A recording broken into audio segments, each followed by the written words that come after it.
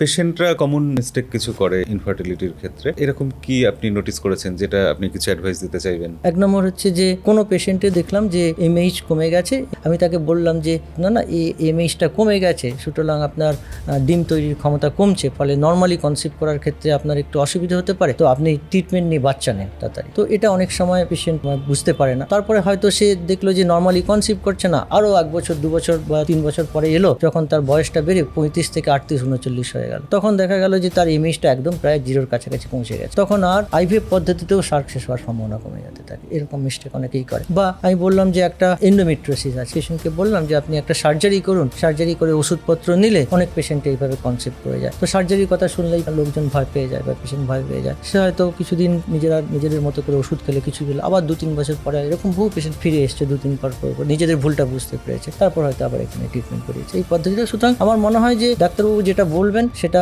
পেশেন্টের ভালোর জন্যই বলবেন, ফলে ডাক্তারবাবুদের কথা শুনেই চলা উচিত।